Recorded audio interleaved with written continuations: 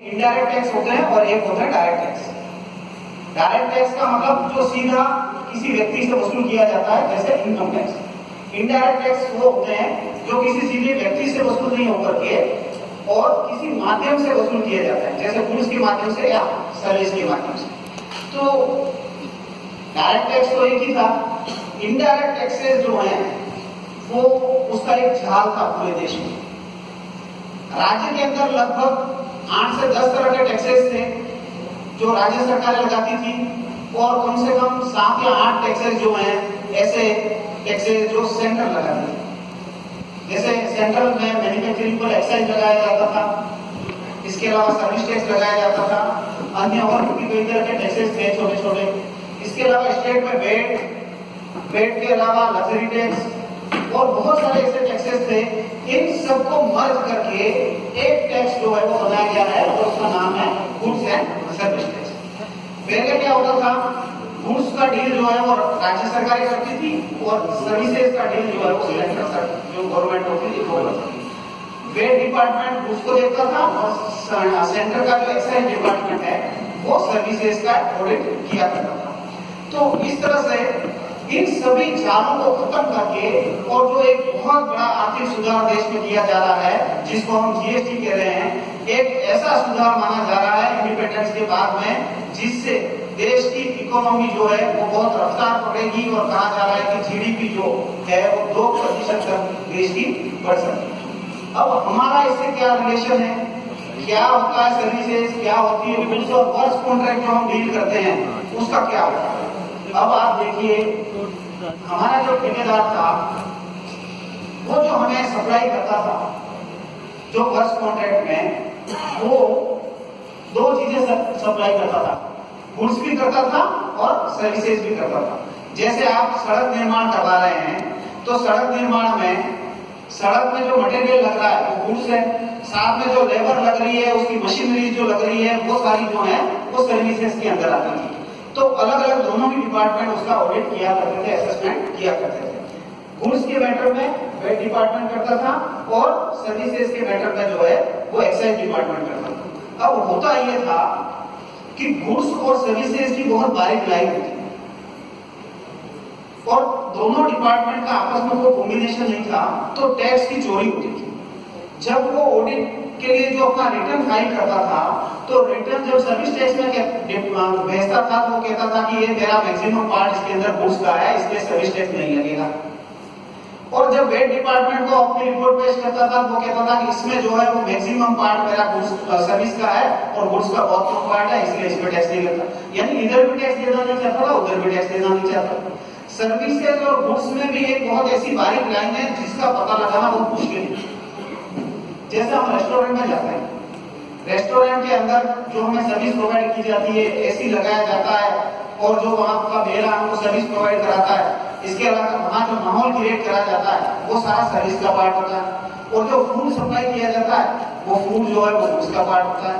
तो service tax department कहता था कि ये तो पूरी सर्विस है इसलिए उस पर टैक्स लगेगा। वेट डिपार्टमेंट कहता था नहीं, ये तो पूरा गुड्स ही है, इसमें क्या सर्विस है, तो दोनों ही इस पर टैक्स लगा देते हैं। तो इससे व्यापारियों को भी परेशानी होती थी, साथ ही ठेकेदारों वगैरह जो वर्क्स कॉन्ट्रैक्ट लेते थे उनको भी दिक्कत का सामना करना पड़ता था। अब आज की पोजीशन में जब गुड्स एंड सर्विस टैक्स लग रहा है तो जो है न गुड्स की समस्या है न सर्विस की समस्या है, एक ही टैक्स हो गया, गुड्स एंड सर्विस टैक्स। अब जितने भी तरह के सारे टैक्सेस थे उन सबको मर्ज करके एक जगह कर निर्धारण होगा उस ठेकेदार का, एक ही जगह उसको गुड्स और सर्विस का रिटर्न सबमिट करना पड़ेगा। वो गुड्स और सर्विसेज जो प्रोवाइड करा रहा है वो पैन लिंक्ड है, यानी उसका पैन जो नंबर है उस नंबर के साथ वो लिंक है, तो इनकम टैक्स डिपार्टमेंट भी उसको चेक कर पाएगा कि उसने क्या जो सर्विसेज दी, क्या गुड्स बेचा है और उसके ऊपर इसकी इनकम क्या हुई। तो चारों ओर से उसको इस तरह से किया गया है कि सभी चीज लिंक हो गई। अब किसी को कोई चीज छुपा नहीं सकता। पैन, आधार, बैंक अकाउंट, इसके साथ में आपके गुड्स एंड सर्विस टैक्स, सभी चीजों को लिंक करके एक ऐसा सिस्टम बनाया गया है जिससे आर्थिक रूप से पूरी तरह से जो गड़बड़ होती थी, आर्थिक रूप से जो अपराध किए जाते थे, उन अपराधों को लगाम लगाने का बहुत महत्वपूर्ण कार्य जो है वो गुड्स एंड सर्विस टैक्स के माध्यम से किया जा रहा है। अब हम देखें कि हमारे क्या दायित्व। पहला तो टीडीएस काटने का दायित्व हमारा बनता है। तो टीडीएस कौन कौन काटेगा, आप यहाँ देख सकते हैं। तो गवर्नमेंट डिपार्टमेंट जो है वो टीडीएस काटेंगे। धारा 51 के अंतर्गत जीएसटी के अंदर टीडीएस काटने के प्रोविजन रखे गए। तो कौन कौन काटेगा, एक तो गवर्नमेंट डिपार्टमेंट, चाहे वो सेंट्रल गवर्नमेंट के डिपार्टमेंट हो चाहे स्टेट गवर्नमेंट के डिपार्टमेंट हो। इसके साथ ही जो लोकल बॉडीज है, म्युनिसिपल पार्टी वगैरह, वो भी टीडीएस काटने के लिए जिम्मेदार रहेंगी। गवर्नमेंट का कोई एंटरप्राइजेस है वो भी टीडीएस काटेगा। और यदि और भी कोई नोटिफाई किया जाता है गवर्नमेंट के द्वारा तो वो भी टीडीएस काटने का हकदार रहेगा। अब टीडीएस कब काटना है, किसका काटना है, तो आप देखें टीडीएस जो है जिसको भी आप टेंडर देते हैं, आप ये देखिए चाहे वो सप्लाई शब्द इसमें यूज किया गया है, वो टेंडर को भी सप्लाई कहा गया है, और गुड्स यदि कोई आता है तो भी सप्लाई और कोई सर्विस आता है तो भी सप्लाई। यानी आपने कोई भी एक टेंडर 2,50,000 रुपए से अधिक का दिया है तो आपको टीडीएस काटने की लायबिलिटी रहेगी। आप पहली चीज ये नोट कर लें, 2,50,000 रुपए से ऊपर का गुड्स, सर्विस या कोई तरह का टेंडर दिया है तो आप जो है वो टीडीएस काटने के लिए लायबल होंगे। अब सर्विसेज में क्या क्या है, गुड्स में क्या है और आपके वर्क कॉन्ट्रैक्ट में क्या है, वो चीज देखते हैं। जैसे वर्क कॉन्ट्रैक्ट तो बहुत ही जनरल वर्ड है। आपने कोई भी तरह की बिल्डिंग बनाने का ठेका दिया, या आपने कोई रोड बनाने का टेंडर दिया, या आपने कोई पाइपलाइन बिछाने का टेंडर दिया, किसी भी तरह का कोई भी टेंडर दिया वर्क कॉन्ट्रैक्ट में, तो वो सर्विस दी जाएगी और वो सर्विस के ऊपर आपको 2% टीडीएस काटना है। दूसरा, यदि आपने कोई गुड्स की परचेज करी है, 2.5 लाख रुपए से ऊपर का किसी भी व्यक्ति को आपने माल खरीदने का कोई टेंडर दिया है, चाहे वो कुर्सियां खरीदनी हो, टेबल खरीदनी हो, एसी खरीदने हो, या आपके ऑफिस में और भी तरह की कोई चीज खरीदी हो, 2.5 लाख रुपए से ऊपर का यदि कोई टेंडर दिया है तो आपको टीडीएस काटने की लायबिलिटी बनेगी। इसके अलावा सर्विसेज के मैटर में देखें तो किसी भी तरह की सर्विस हमने ली हो, चाहे नरेगा के माध्यम से, चाहे और भी किसी तरह के माध्यम से, यदि हमने कोई सर्विस ली है किसी ठेकेदार से या किसी बिजनेसमैन से, तो वो सारे जो है वो 20 के पार्ट हैं। आप देखिए अधिकतर हमारे यहाँ पे जो वाहन लगे हुए हैं वो सारे वाहन जो है वो ठेका आधारित हैं।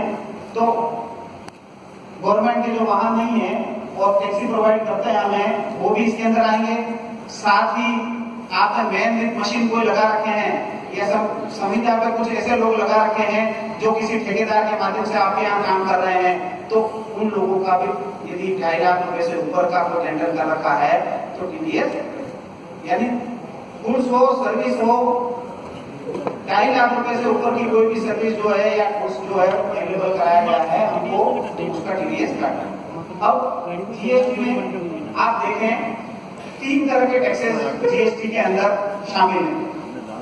वैसे तो जीएसटी एक ही टैक्स है, परंतु हम जानते हैं कि राज्य और केंद्र के अपने अपने आर्थिक साधन थे जिसको सरेंडर किया है सभी ने। राजस्थान गवर्नमेंट है तो राजस्थान गवर्नमेंट ने अपने संसाधनों, अपने घरों को सरेंडर किया है, तो वो उसके बदले में कुछ चाहता है। केंद्र जो है उसने अपने घरों को जो है सरेंडर किया तो वो भी चाहता है कि उसकी जो आर्थिक हित है वो सुरक्षित रहे। इसलिए सेंटर का जो हिस्सा है उसको सीजीएसटी कहते हैं, राज्य का हिस्सा जो है वो एसजीएसटी कहलाता है, state goods and service tax. Central goods and service tax centre का हिस्सा, state goods and service tax state का हिस्सा, और एक अंतर राज्य जो व्यापार होता है एक राज्य से दूसरे राज्य के बीच में, इसको कहते हैं integrated goods and service tax IGST. 3 तरह के टैक्स है। अब यदि हमने वो 2.5 लाख रुपए का टेंडर कर दिया तो हमें टीडीएस कितना और किसका कितना काटा। आप देखिए यदि 2.5 लाख रुपए का टेंडर यदि राज्य के किसी ठेकेदार से अपन ने किया है तो 2 तरह के टैक्सेस वो लगा के देगा, एक तो सीजीएसटी और एक एसजीएसटी। वो आपको बिल में जो भी टैक्स लगा के देगा, सीजीएसटी का 1% जो है वो आपको टीडीएस काटना है, और एसजीएसटी का 1% टीडीएस जो वो आपको काट के उसको पेमेंट करना। 1% सीजीएसटी काटना है और 1% एसजीएसटी काटना है। यदि ठेकेदार राज्य के बाहर का है राज्य के बाहर का ठेकेदार है तो उसे 2% उससे IGST जो है वो क्लेम करता है, 2% TDS हमको IGST पे काटना है। यानी 3 तरह के टैक्सेस हो गए। राजस्थान का कोई है तो 1% CGST और 1% SGST, और यदि राज्य के बाहर का कोई ठेकेदार है तो उसे 2% IGST जो है वो चार्ज TDS के रूप में काटना है और डिपार्टमेंट में जमा कराना है। अब आप देखें, जितने भी हम गवर्नमेंट डिपार्टमेंट्स हैं उनकी ये लायबिलिटी है TDS काटने की, परंतु उससे पहले भी हमारी एक लायबिलिटी बनती है। यदि हमने किसी का भी TDS काटा है तो पहले हमारा रजिस्ट्रेशन कराना जरूरी है।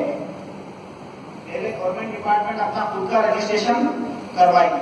अब कहां पे जाके रजिस्ट्रेशन होगा उसका?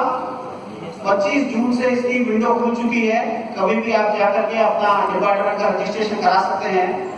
वो विंडो है www.gst.gov.in www.gst.gov.in।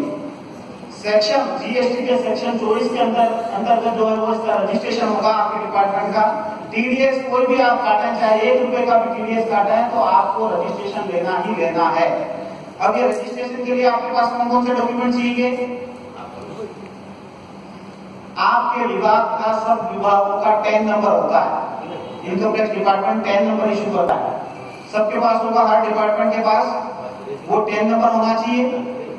इसके अलावा आपके पास मोबाइल होना चाहिए जिसमें एक मोबाइल नंबर हो, और तीसरा एक ईमेल आईडी होना चाहिए। ये 3 चीजें यदि हैं तो आप जो है वो रजिस्ट्रेशन के लिए अप्लाई कर सकते हैं। आप रजिस्ट्रेशन के लिए REG07 फॉर्म है जो ऑनलाइन ही उस साइट के ऊपर भरा जाना है, उस फॉर्म को आप भरेंगे।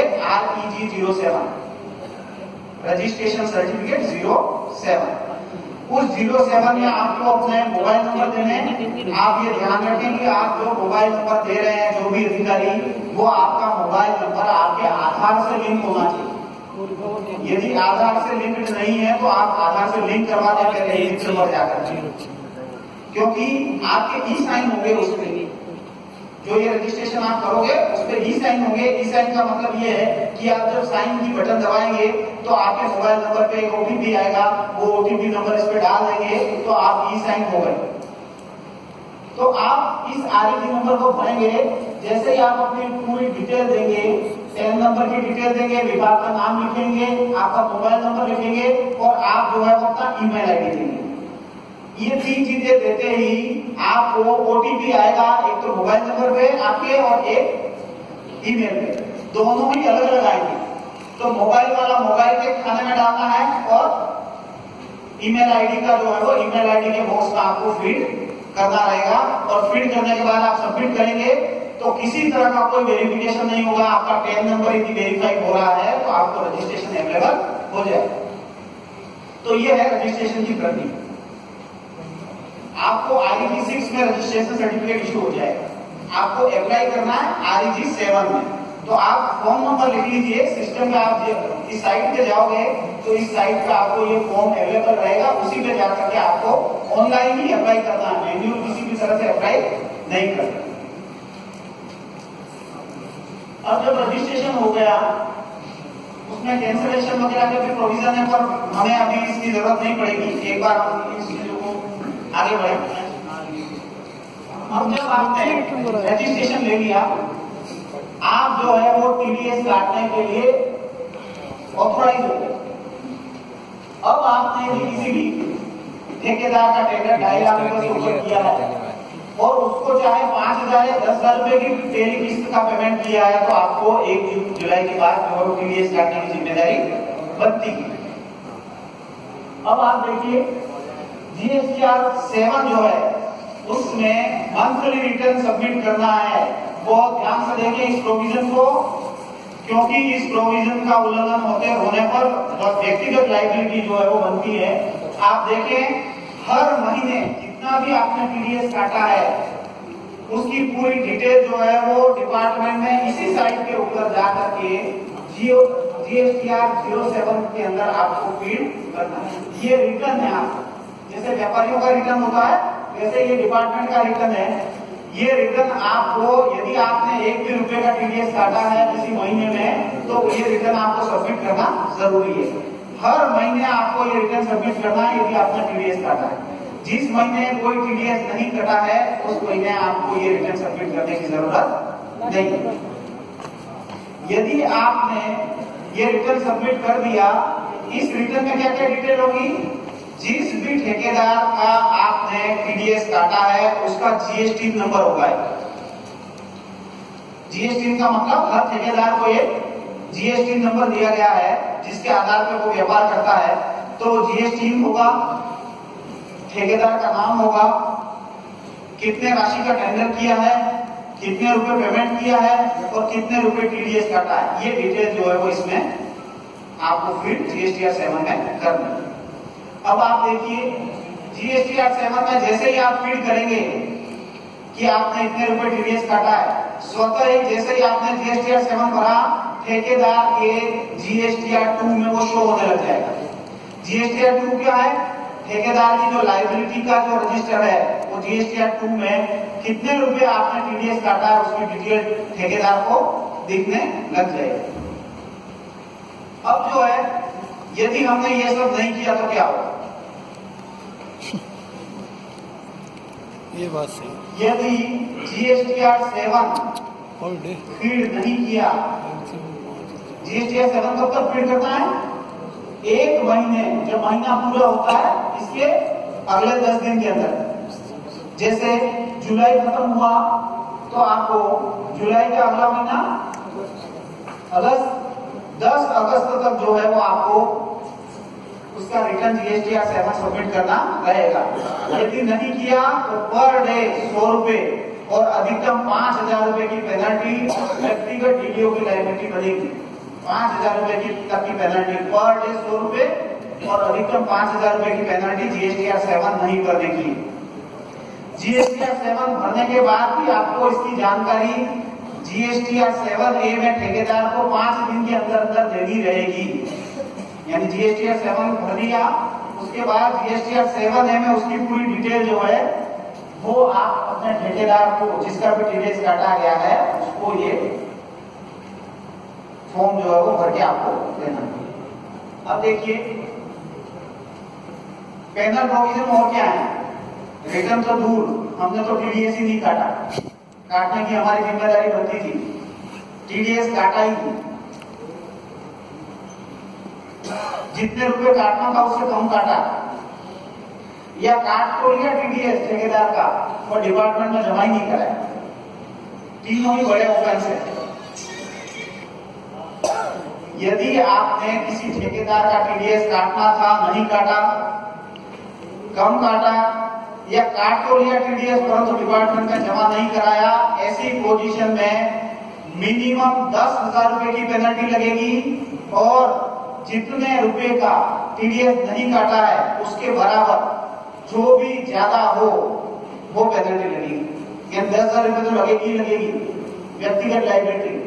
और यदि आपने किसी ठेकेदार का 1 लाख रुपए का पेमेंट का TDS काटना था और 1 लाख रुपए TDS नहीं काटा तो 10,000 पेनल्टी नहीं लगेगी, 1 लाख रुपए की पेनल्टी लगेगी। यानी ये बहुत बड़ी जिम्मेदारी हमारे ऊपर है। सभी DDO जो है इसको सावधानी से देखें। ये प्रोविजन जो है वो बहुत सख्त है और ये सख्त करने के पीछे कुछ कारण भी हैं जो गवर्नमेंट जो है अपना रेवेन्यू सिक्योर करना चाहती है और सिक्योर करने के लिए हमारे ऊपर ये लायबिलिटी डाली गई है।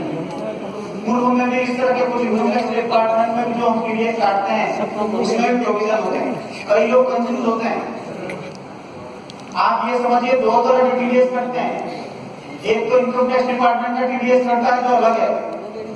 अब जो आप वेट का TDS काटते थे या सर्विस टैक्स का TDS काटते थे, उसकी जगह ना वेट का TDS काटना है आप, ना ही सर्विस टैक्स का TDS काटना है, उसके स्थान पे आपको GST का जो TDS है वो काटना है। Section 51 GST। इसलिए अब 2 तरह के TDS रहेंगे केवल, एक तो इनकम टैक्स डिपार्टमेंट का TDS और एक goods and service tax department का टीडीएस, बस 2 तरह के टीडीएस रहेंगे मेरे अनुसार। इसके अलावा और किसी तरह के टीडीएस शायद नहीं करेंगे। तो ये टीडीएस की जानकारी आपको दी। इसके बाद अब जो टीडीएस आपने काटा है तो उसको जमा कैसे कराना है, पहला प्रोविजन का बता चुका हूँ। नेक्स्ट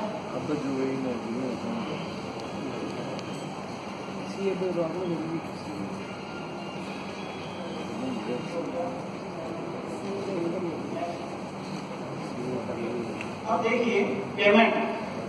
अब आपने किसी ठेकेदार का टीडीएस काटा है तो उसको पेमेंट किस तरह से जमा होगा, कैसे जमा कराना। आप कोई भी टेंडर करते हैं और उसके बाद में जब उसको पेमेंट करते हैं तो ट्रेजरी का बिल बनता है।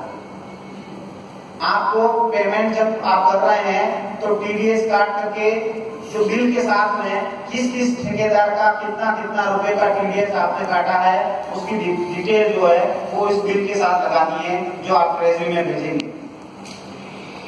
जैसे इनकम टैक्स डिपार्टमेंट का हम टीडीएस काटते हैं अपने एम्प्लॉइज का, उसी तरह उसकी जैसे एक लिस्ट लगती है वैसे ही जो जीएसटी का आप यदि किसी का टीडीएस काटते हैं तो उसकी एक अलग से लिस्ट लगेगी और उसका भी एक हेड निर्धारित किया जाएगा।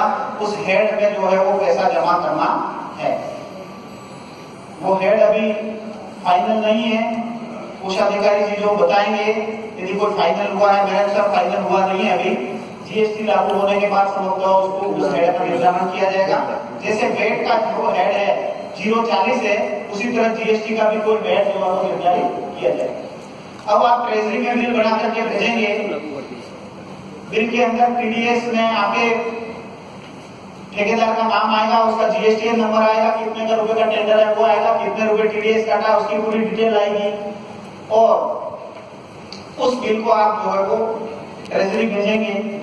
ट्रेजरी जो है वो अपना एक अलग अलग स्टेट का अलग अलग प्रोविजन है।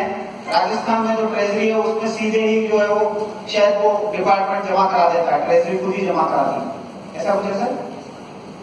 बाकी जगह पर कुछ स्थानों पर ऐसा है कि ट्रेजरी जो है वो चेक बना करके डिपार्टमेंट को दे देती है और डिपार्टमेंट खुद ही चालान से उसको जमा कराता है। तो जैसा भी प्रोसेस निर्धारित होगा बाद में वैसा कोषाधिकारी जी जो है वो आपको निर्देशित कर देंगे। तो आपको टीडीएस काटने की जो जिम्मेदारी है महती जिम्मेदारी है जो आपको पूरी करनी है। यदि इसके बारे में कोई सवाल हो तो बताएं।